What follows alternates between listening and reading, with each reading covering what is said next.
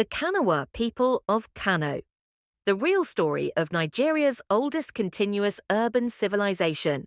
Introduction. Before Nigeria, before Hausa states, before colonialism, long before Nigeria existed, long before the British arrived, long before even the great Hausa city-states became famous, there was already a human community living around a rocky hill called Dala, in what is now the heart of Kano.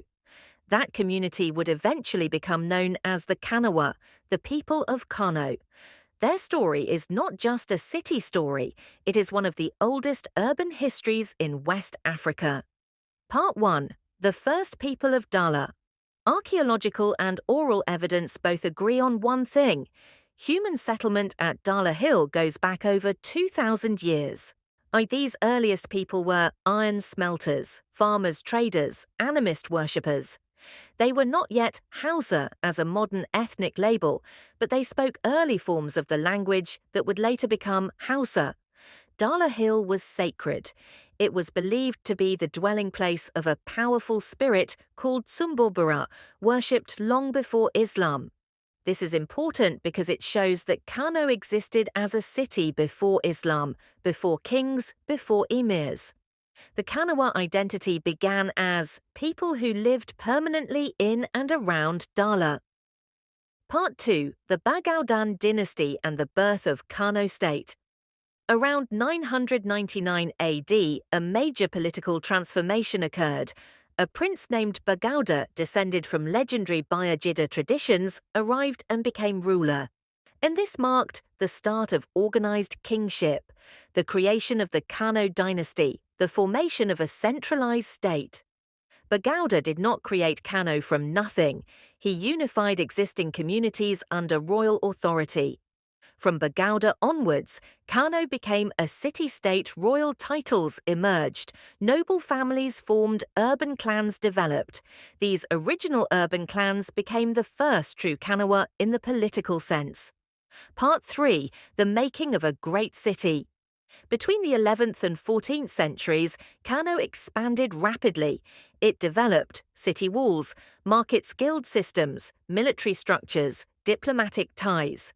By the 13th century, Kano was already larger than most West African towns, wealthier than many forest kingdoms connected to Saharan trade routes.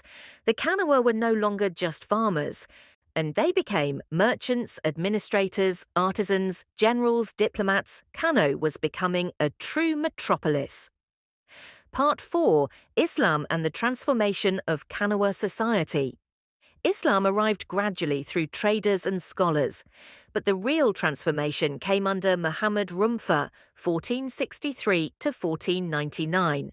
This is the most important figure in Kanawa history. Rumfa made Islam the state religion, built Kano's first grand mosque, invited North African scholars, introduced Sharia courts, created bureaucratic offices, reformed palace administration. From this period onward, Kano became one of the leading Islamic centers in Africa.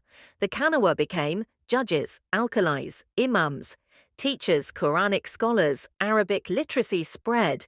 Islamic law replaced traditional rituals. Written records began. This is when Kanawa society took its final recognizable form. Part 5. Kano as a global trade power. From the 15th to 18th century, Kano reached its golden age. It was one of the greatest commercial cities in the entire continent. Kanawa merchants traded with Timbuktu, Agadez, Tripoli, Cairo, Mecca, Bornu, Nupe, Yoruba kingdoms. They exported indigo-dyed cloth, leather goods, grains, kola nuts, slaves, pre-modern era, crafts and tools. European travelers described Kano as one of the largest cities in Africa. Some estimates place its population at over 60,000 to 100,000 people by the 1700s, which was enormous for that era. The Kanawa controlled money flow, trade routes, market regulation, tax systems.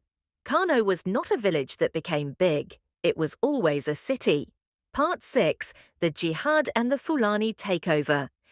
In 1804, the Sokoto Jihad reached Kano. The Fulani defeated the Hausa king and installed an emir. And this is often misunderstood. The Kanawa did not disappear. They were not replaced. They were absorbed.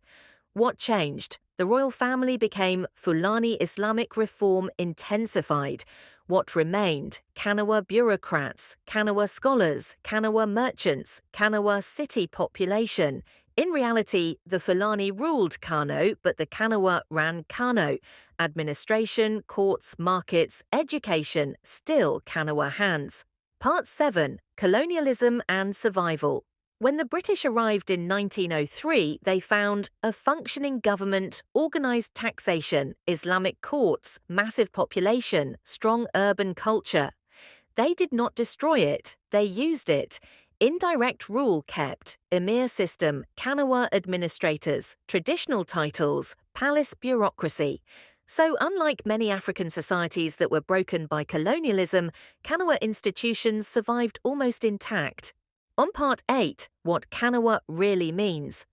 Kanawa does not mean race, it does not mean tribe, it does not mean blood purity, it means people whose roots are in old Kano City, just like Roman citizens, Meccan families, Cairo natives. Kanawa identity is urban, cultural, historical, institutional.